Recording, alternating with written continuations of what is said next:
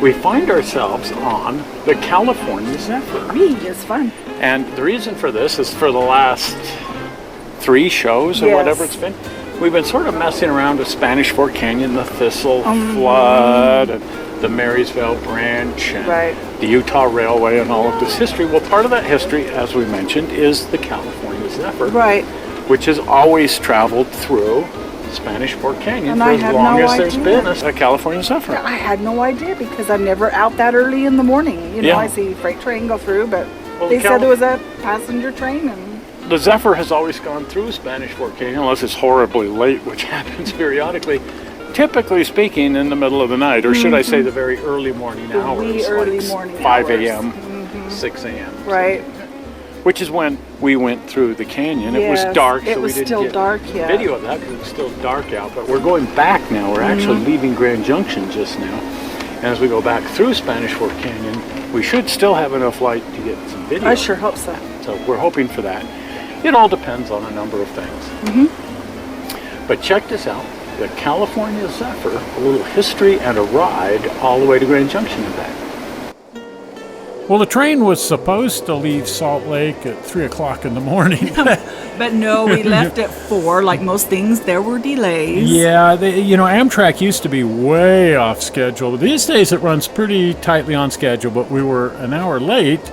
So the nice part of that is the sun came up before we got to Helper, and we were able to see what was going on here in the bottom part of the canyon. See the other side of Helper from the other side of the tracks. Yeah, we'd been driving over this for the last few weeks up here exploring, but now we got to see what it looks like from the tracks. On the train, yes, that's awesome. And that was really fun. Right. The train goes kind of slow. Notice that all the cars are passing us. We're just coming up on Castle Gate here. Right. And we'll be arriving Helper in just a minute. Just a few minutes, yes.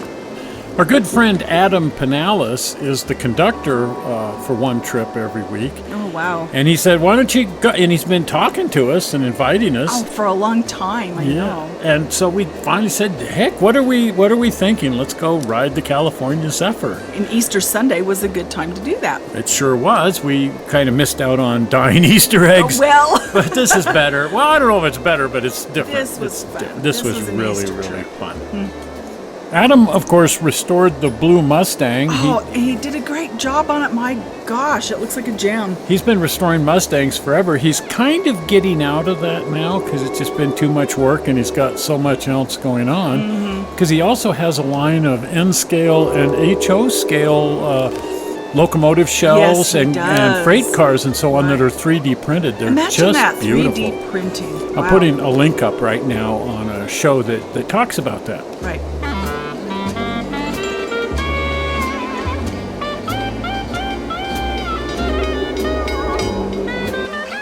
We've been on some pretty cool scenic railroads, Grand Canyon and Heber Creeper, Verde Canyon.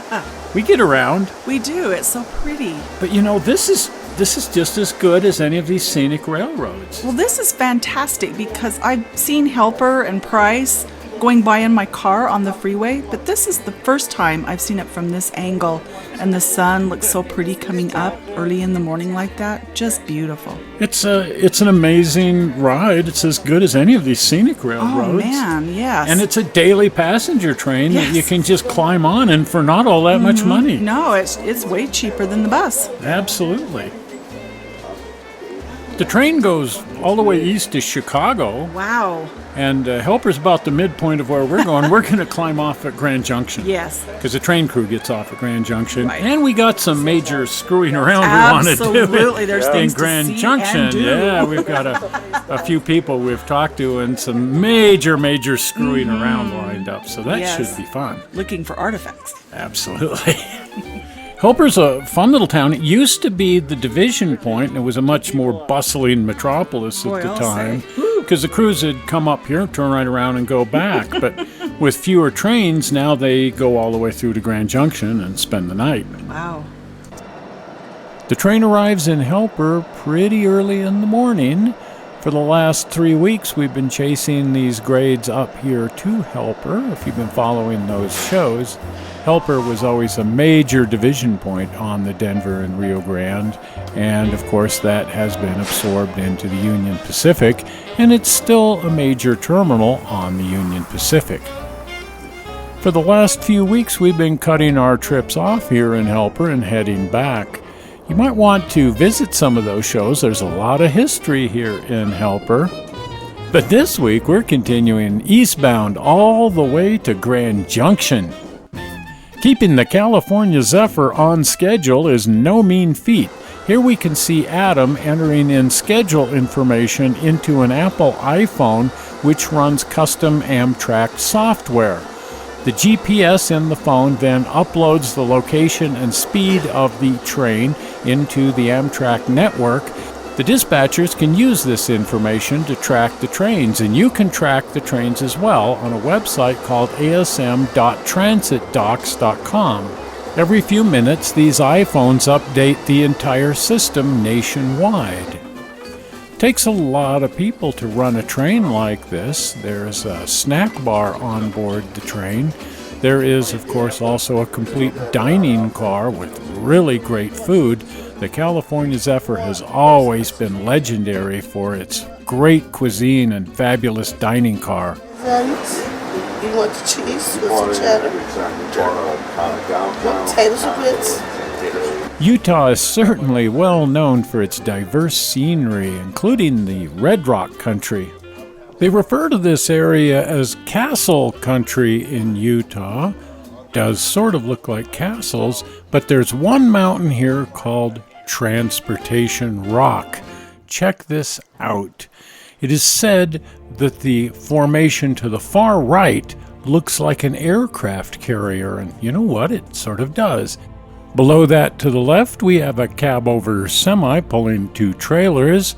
To the left of that, facing the other direction, a very early locomotive with a single boxcar, followed by a battleship.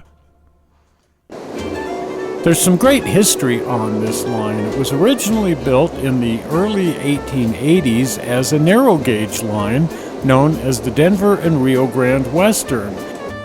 10 years later, they started standard gauging the entire railroad, but out here they had to realign it, and you can see a lot of the old original 3-foot gauge grade out here. It's not hard at all to envision a real early narrow gauge locomotive barking its fool head off, trying to pull a short string of cars up this grade. It's a scene you'd have only seen for about 10 years because they standard gauged and then merged with their parent company, the Denver and Rio Grande. You can also see into a national park from here. Karen is checking out Arches National Park out there in the distance. You can actually see one of the arches from here. It's really an amazingly scenic area. Just before crossing into Colorado, the tracks drop into a canyon known as Ruby Canyon and run right along the side of the Colorado River. The California Zephyr launched in 1949, traveled over 2,500 miles from Chicago almost to San Francisco, went to Emeryville, California. The coolest part of the California Zephyr was the equipment. The passenger cars were all Bud cars, and most of those were dome cars. The train had originally launched as the Exposition Flyer in 1939 to take people to the San Francisco exhibition that year, but it was so popular they decided to continue it, but it took 10 years to build all of these cars, and so that's why the train actually launched in 1949, 10 years later. But for 10 years, one car at a time, these cars had popped up in the Exposition Flyer. The train traveled over 3 different railroads. When it left Chicago, it was on the Burlington. Then that was turned over to the Rio Grande in Denver all the way to Salt Lake City, where it was turned over to the Western Pacific for the final route into California. The train joined Amtrak in 1983 after the Great Thistle Slide. The California Zephyr had been slow to disassemble. This was the Rio Grande Zephyr, the last vestige of the California Zephyr, being operated between Salt Lake City and Denver by the Rio Grande. I used to ride this train all the time. I loved it. Would take the train from Salt Lake over to Denver, visit Caboose Hobbies, and then ride back to Salt Lake the next day. I grabbed these photos on my last trip over the line. Don't remember exactly when that was, but somewhere around 1982. Was planning to take one of the final runs, but the Thistle slide shut that whole thing down. This is my mom. On the last trip, I took my mom along.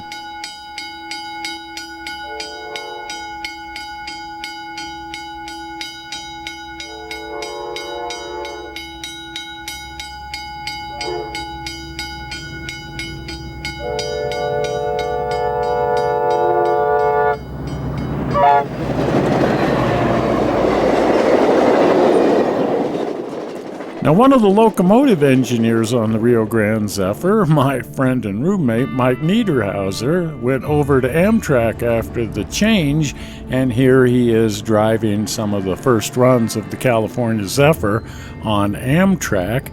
I went out there and chased the train with my trusty old video camera. This is the train arriving helper, where I lost all the light and had to give up filming.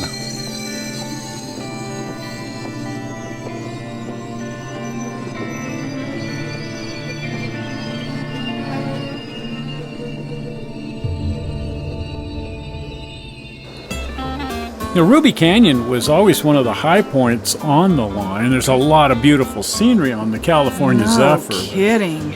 God, Ruby Canyon is certainly high on that list. Oh, it looks a lot like Zion Canyon, but with a train running through the middle of it. It does, and you're right down here on the Colorado River, just like at the Grand Canyon. This could practically be a national park. Yeah, exactly. When we got to Grand Junction, we were able to scope out the old depot. Not looking too good. However, it does look like they're putting a little bit of work into it. Hopefully, they're going to bring this thing back to its full glory. It's really a neat building, and Karen and I really like it. In Grand Junction, we did some massive screwing around. This is the Uinta Railway. That will be a show in 3 weeks. And we attended an operating session on a huge HO railroad. Holy crap, and that's next week's show. You know, one of the really fun things about going to operating sessions and these little trips is we meet some really fun people. Well, say we do, and they're willing to share with us all of the things that they've collected and their passion for the hobby. Yeah. Well, this was a pretty quick turnaround, so the very next day we turned around, headed right back for Salt Lake with the same crew. New equipment, but still the California Zephyr, now heading west. So we're heading right back out through the same amazing scenery and everything that we saw on the way out. But there's something about a return trip. It's a little sad almost, like a gentle letdown. Kind of, and yet there's this happy too. Yeah, because you're going home, you're getting back to your space and reminiscing about the fun that you had on the trip. And well, in this case, I got to see the other side of the canyon by sitting on the other side of the train. Absolutely. So we got to see both sides that way. We did. You know, I was really impressed with the food in the dining car. Oh, so was I. That was fun to get up and go sit at the table and eat like in a fine restaurant. Yeah, Zephyr's always been known for its food, and, you know, it's still just incredibly awesome. It is.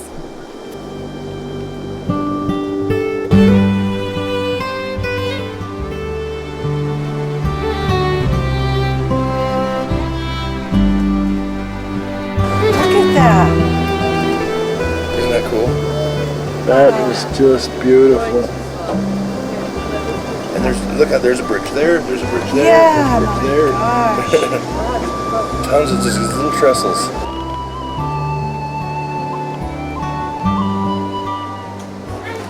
You know, this was really fun.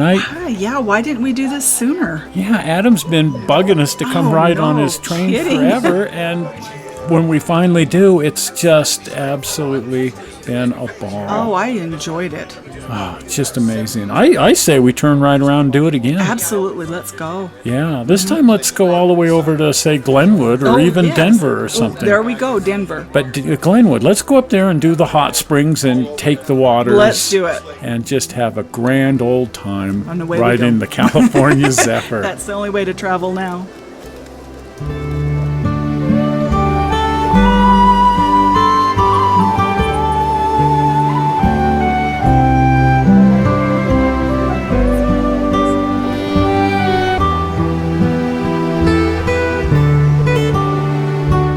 Well, we left in the middle of the night, and we're going to be getting back in the middle of the night. I hope we don't sleep right through our stop. Well, so we wake up in San Francisco. What would be wrong with that? Not a thing. Not a thing. We're packed. Actually, maybe we should just stay on the train.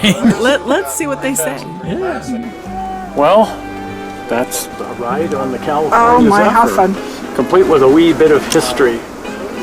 We're still here in Ruby Canyon Yes. enjoying that. Oh, what it's amazing. neat. If you really want to take a great train ride, go ride the California Zephyr. Absolutely. Absolutely amazing. Right.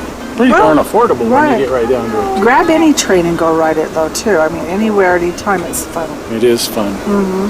Now next week we're going to be back in Grand Junction because you see we haven't actually left. It's a Einstein could explain it. It's a time-space continuum. It thing. is. But while we were back there in Grand Junction, we visited an amazing railroad. Yes, we did. And Oh, that will was be fun. next week's show. Tom's amazing HO railroad. Right.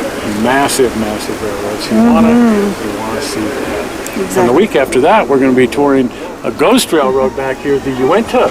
That was a lot of so fun. you want to see that too. If you haven't been over to the channel, you want to pop on over to the channel, and if you haven't subscribed to the channel, you want to subscribe to the channel. Reason being, then you get notified whenever we upload a movie. It doesn't cost anything. It's not that kind of a subscription. No. It just adds you to a notification list, so you get notified and lets everybody know that you are a Toyman subscriber person, and therefore cool. And the way to subscribe and get over to the channel is to click on the blue button. Are you ready for it? Zoink! It's somewhere in here. We're not sure exactly, but it's right in here. It's virtual, so we can't see it, only you can. Right, it's magic. And that will make you a subscriber. Well, we're not sure how you found this movie on the internet. We hope you didn't find it boring. And we will be back next week meeting with you to show Absolutely. you an amazing railroad. See you then. Bye-bye. Bye.